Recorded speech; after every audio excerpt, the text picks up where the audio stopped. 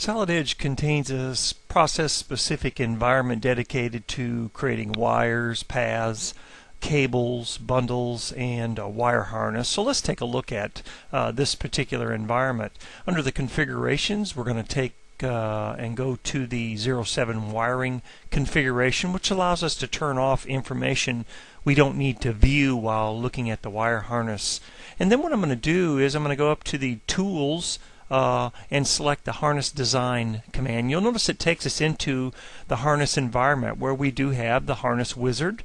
And then, of course, if you want to manually create wires, cables, and bundles, you can do so. And we're going to take a look at all of this information. Now, what we have here is the Iron Eagle and some wires that go from the control box to some specific components in the Iron Eagle. And I've already started creating some wires and a cable, but what I want to do is go ahead and continue on with that. So I'm going to show you how we can create a wire very easily. And of course, we're just going to create a wire path first and then apply specific properties to the path. So just by simply selecting the cylinder, it automatically will give us a kind of a from-to point-to-point type path, and then we'll go into the controller. And then with a simple right mouse button click, it will actually specify and bring up the properties. Now these properties are stored in a text file, so a user could actually fill in the information with the gauge and wire types that they particularly use.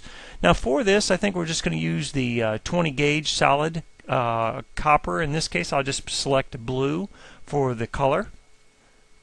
And then we can continue on. And what I want to do is I want to create these 3 wires, and we're just going to go back again to the controller. We're just going to work back and forth. This time we'll go into this lower control box. Again, it's going to bring up, well, what type of wire do you want to create? And I'll just create maybe magenta. You'll notice it does turn the wire that color, so you kind of get an idea of what particular wire that you've created. And again, this is 20 gauge. And then once that's created, the last wire that we will create, we'll just come back over and roll it up and go right in, and you can see how easy it is to specifically tell where you want to create this particular wire, and then of course pick the color and then preview. At any time you want to look at any of the properties for that particular wire, you can come over and specify properties. For this particular wire, it shows you description, the diameter, the gauge, all of the pertinent information that you would expect to see within the properties for that particular wire. Now, once we're done with that, you'll notice that those 3 wires run from the switch over to these control boxes. And you'll notice on the other wire that we created, they kind of go into a cable, and that's kind of what we want to do now. We've already created the 3 wires, but I'd like to actually develop the cable that goes in to those wires. So let's go ahead and do that. You notice we'll just come up and identify the cable command. And the one requirement for a cable is that you want to select the wires that will make up that cable. So I'm simply going to pick those 3 wires that we just created, and just with the right mouse button click, we can accept them. And then at that point, we can start creating the cable path itself. Now what I'm going to do is I'm just going to simply select this circle that I have created here, and then I'm going to go back to the circular cutout, so it'll allow me to identify circular cutouts. And what we want to do is kind of run through this grommet,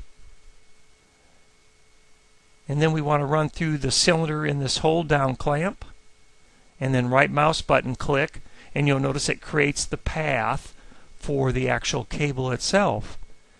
At that point, we're going to come up and we can select whatever gauge that we want to select here. So maybe we do, say, something like 14.3. And we'll go ahead and preview that. And you'll notice that it will take those wires and it will reroute them through the cable path.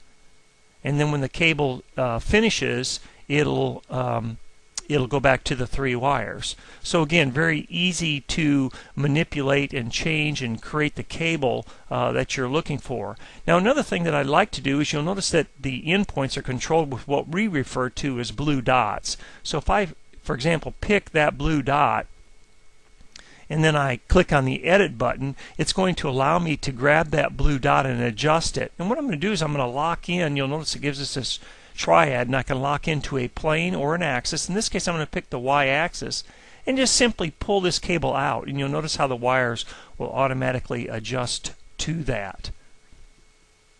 Now once we're done, one of the things that I think is kind of neat is I like to come down to the harness itself, and I like to use the option to create the physical conductors.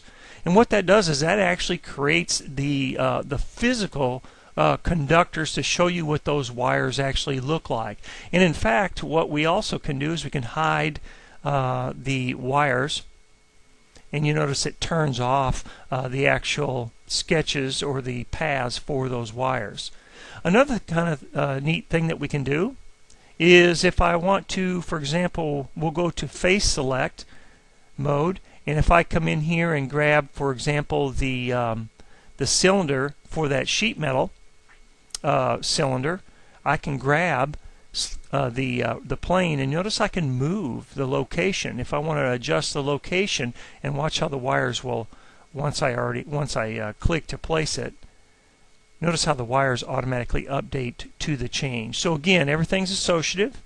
You can change the properties, and you can easily go in and change the wire paths, and just by simply creating wires, cables, or bundles that will bundle cables and wires together, again, it's a very simple process.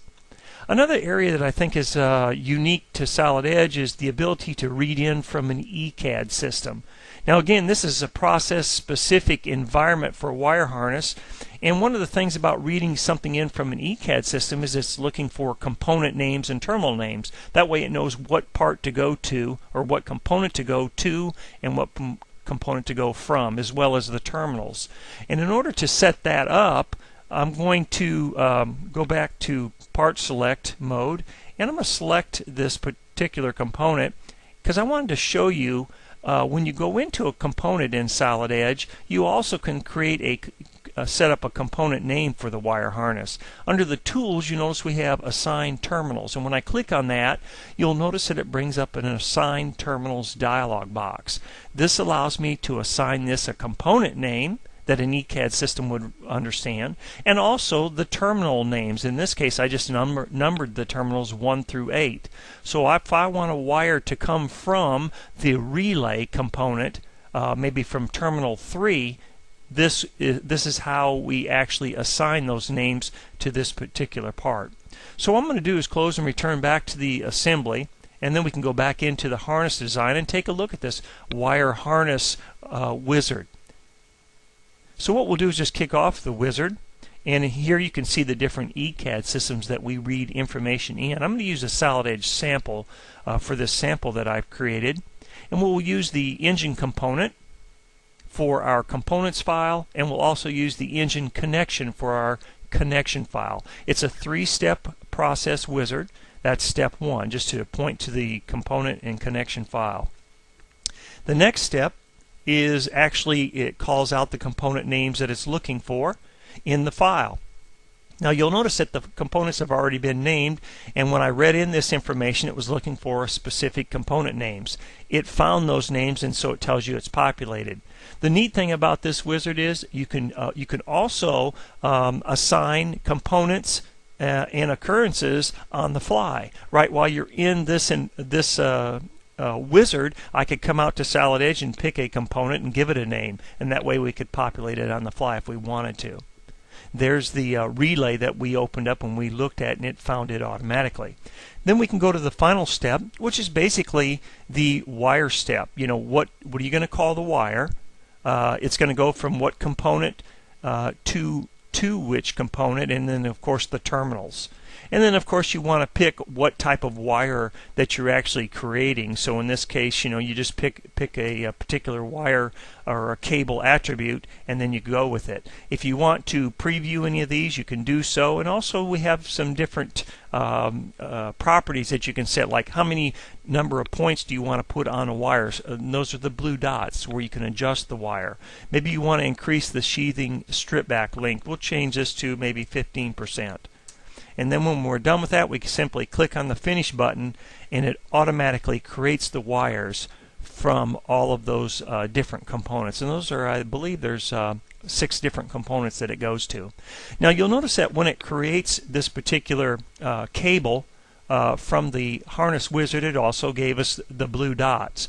And if I open up these wires, you'll notice that it shows us which wires go where, and it highlights them as I go across those wires. And if I want to make any changes to this, how do we do it? Well, there's the blue dot. So if I right mouse button click and go to that blue dot and simply edit it, you'll notice I can grab it and maybe I want to adjust it down. Notice how the wires will automatically adjust as I select them.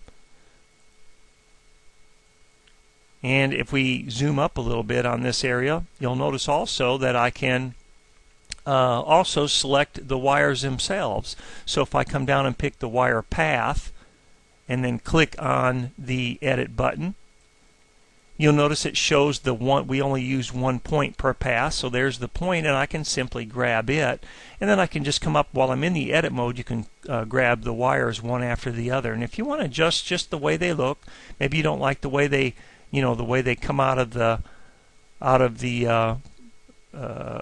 terminal, you can adjust them. And so that's what I'm doing here, and I'm just making a slight adjustment so they look a little bit better. Now you can do that on both ends very easily. After we're done with that, again, I always like to come back to the harness to create the physical conductors to actually see what these cables and wires look like. Again, I'm going to right mouse button click, and I'm going to hide all wires, which is the actual path itself. Kind of gives us a better depiction of what those wires actually look like. So once the paths are created, easy to inspect them, again easy to edit their information, easy to change the properties that make up. Maybe you want to change the gauge length or something of that nature. I think another thing that's key to a harness environment or a wiring environment is the ability to create reports. And we have what we call harness report. And you can report on the components. And so if I open up those components, it shows us the component names, and we can actually create a report on this type of information. Also, if you want to create a report on the connections, and you can come in here and you can see how each wire is created, the connections, and you can actually get the cut length for the wires, which is important information that you might want to pass to the drafting environment. So with all of these tools that are available, we think that Solid Edge ST4 offers a very unique and powerful package for or environment for creating your wiring needs, whether it's through the harness wizard, reading in from an ECAD system, or just manually creating the wires. Once we're done, we can close the harness environment and go back out to the top level, and we thank you for your time.